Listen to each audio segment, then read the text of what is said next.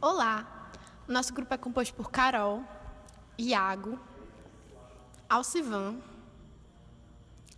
Thalita, Luana e a Mariana, que a gente esqueceu de desenhar, mas a gente ama, né, gente? O tema desse vídeo é a modulação farmacológica da expressão gênica, mas antes de explicar o que é isso, vamos rever alguns conceitos. O corpo humano, assim como todos os seres vivos, é composto por células, trilhões delas. As células do mesmo tipo ou bastante semelhantes se juntam para formar tecidos, que formam órgãos, que geram sistemas, que unidos formam o corpo. Mas isso todo mundo sabe, não é? Pois bem, a grande maioria das nossas células tem um núcleo que guarda material genético, o DNA, que tem as informações que geram as características e a função de cada célula. Mas como isso acontece? Sempre que há necessidade de um complexo de enzimas, proteínas que realizam determinadas funções na célula, lê as informações contidas na fita de DNA e a transcreve sob a forma de um produto chamado RNA mensageiro. Ele pode ter diversas funções, como carregar aminoácidos, formar organelas, quebrar outras fitas de RNA, silenciando suas ações e servir como manual de instruções para a formação de proteínas. Saindo do núcleo, o RNA mensageiro encontra o ribossomo, que é uma organela da célula responsável por fazer sua leitura e montar as proteínas a partir de suas instruções e dos aminoácidos trazidos pelo RNA transportador. A proteína formada pode ter diversas formas, que variam conforme a necessidade de cada célula, sua função ou o tecido em que ela se encontra. O processo descrito até agora, que vai desde a leitura do DNA até a produção de uma proteína ou qualquer outro produto funcional, é determinada expressão gênica. Em algumas pessoas, esse processo pode estar defeituoso. Em geral, isso ocorre quando há uma alteração, também chamada de mutação no DNA, que pode atrapalhar alguma das fases da expressão gênica. É o que ocorre no caso da doença chamada anemia falciforme. As hemácias são células com formato de disco bicôncavo, anucleadas, presentes no sangue. Produzidas na medula óssea, vivem aproximadamente 120 dias e são constituídas por moléculas de hemoglobina, cuja principal função é transportar oxigênio e gás carbônico aos tecidos. A molécula de hemoglobina é um tetrâmero constituído por duas subunidades de cadeias globínicas, cada qual ligada a um grupo M. Este é constituído pela protoporfirina 9, ligada a um átomo de ferro central, responsável pela ligação com o oxigênio. Na anemia falciforme, a presença de hemoglobina S, que como a hemoglobina A, é constituída por duas cadeias alfa e duas beta. Entretanto, devido a uma mutação pontual no sexto códon do gene da beta-globina, ocorre substituição de um ácido glutâmico por uma valina. Essa modificação faz com que em estados de baixos níveis de oxigênio, haja exposição do resíduo hidrófico beta-valina 6, que interage com beta-fenilalanina 85 e beta-leucina 88 do grupo M da outra molécula de hemoglobina S. Essa interação promove a polimerização das moléculas de hemoglobina S, provocando alterações morfológicas na estrutura dos eritrócitos, que culminam na deformação das células que passam a adquirir forma de foice. Em determinadas situações, os polímeros formados podem lesar a estrutura da membrana do eritrócito, levando a um fenômeno conhecido como hemólise. A diminuição no número de eritrócitos pela hemólise causa um quadro de anemia. Durante a hemólise, há extravasamento do conteúdo citoplasmático do eritrócito e liberação de hemoglobina e arginase. Esta enzima é a responsável pela conversão da arginina em ornitina e ureia, diminuindo a concentração plasmática de arginina, que atuaria como substrato da enzima óxido nítrico sintase endotelial para a produção de óxido nítrico.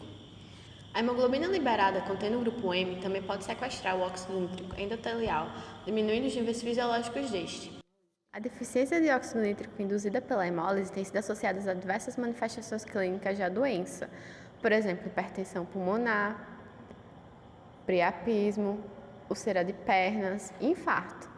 Além disso, a diminuição dos níveis de óxido nítrico contribui para o caráter vasoconstritor do paciente falciforme e instalação do processo vasoclusivo. Existem alguns compostos que atuam nas fases de expressão gênica, tentando consertar os defeitos decorrentes dessa mutação que levou à doença. Esses compostos são os fármacos, e sua modificação na expressão desse gene que está mutado, com o intuito de diminuir seus efeitos no organismo, é dita modulação farmacológica da expressão gênica. Entre os fármacos baseados nas estratégias de modificação molecular, existem diversas formas de atuação, que simplificadamente são: a produção de hemoglobina fetal. Quando somos fetos na vida intrauterina, nossa hemoglobina é a hemoglobina fetal, que basicamente é uma hemoglobina que pode carregar até 50% mais oxigênio que as hemoglobinas normais do adulto. Porém, quando nascemos, essa hemoglobina vai diminuindo até chegar a níveis muito baixos, de menos de 1%.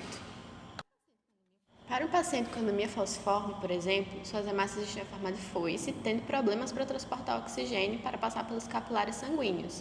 Ao administrar um fármaco indutor de hemoglobina fetal nesse paciente, é possível melhorar o transporte de oxigênio, já que a hemoglobina fetal transporta muito mais oxigênio que a hemoglobina normal. Também descobriu-se que a presença de hemoglobina F pode alterar os sítios de contato entre as moléculas de hemoglobina S, que é a hemoglobina mutada na anemia falciforme, de tal maneira que a sua síntese fica prejudicada, como consequência a redução no processo de falcização. Foi descoberto que níveis de hemoglobina fetal superiores a 20% são associados com redução de sintomas clínicos.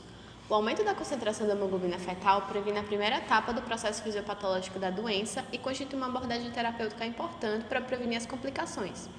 Entre os agentes indutores de hemoglobina fetal, podem ser citados como exemplos: Eita, essa imagem não deveria estar aqui. Curta um momento.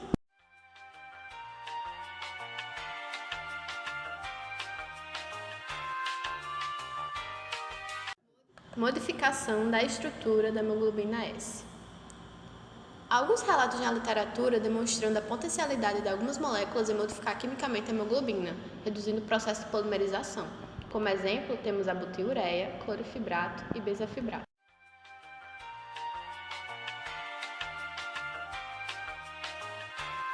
Aumento da biodisponibilidade de óxido nítrico. A terapia que visa aumentar os níveis de óxido nítrico constitui uma alternativa importante para a redução das complicações da doença. Tem sido relatado que a inalação do gás apresenta aplicação para a diminuição da síndrome torácica aguda, complicação frequente nos portadores da doença. Entretanto, o uso do gás óxido nítrico apresenta uma série de limitações que incluem preço elevado e dificuldade de manipulação, exigindo uso restrito ao ambiente hospitalar. Já houve relato da obtenção de moléculas híbridas derivadas de talidomida, contendo uma subunidade éster de nitrato orgânico como doadora de óxido nítrico para tratamento mais viável.